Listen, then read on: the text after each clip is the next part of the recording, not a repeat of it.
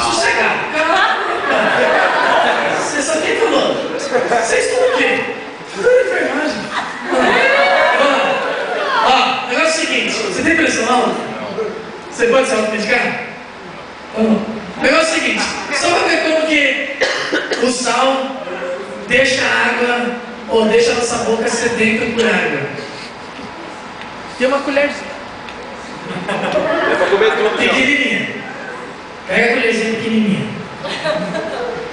Não, pode botar um pouquinho de sal. Isso. Peraí. Eles vão dar essa colher pequenininha. Pode comer. Pode comer. Pode comer. Você abre. Tranquilo. Entendeu assim? Agora que interessante. A Bíblia fala que nós somos sal da terra, diz o mundo.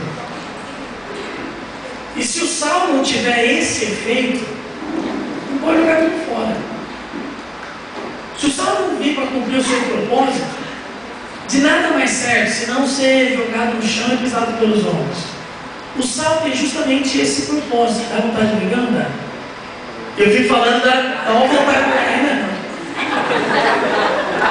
Mas sabe o que acontece? Que muitas vezes Deus coloca na nossa vida situações que aí o bicho pega. É homem ou não é?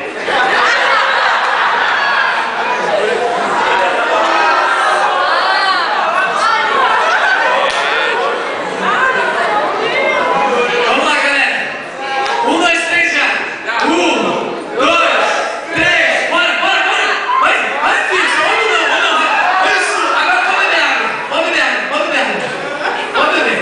Isso. A primeira parte vai ninguém soro, né? Depois fica bom. Vai.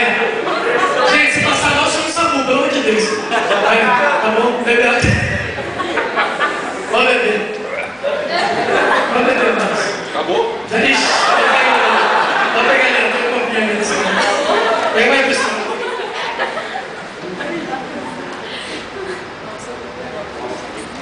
Qual é a sensação? Qual é a sensação depois bebendo a água? Alivia o sal?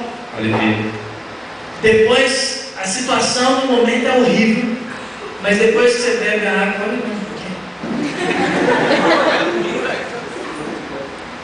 Vai ter a pedra vindo o quê? O seu?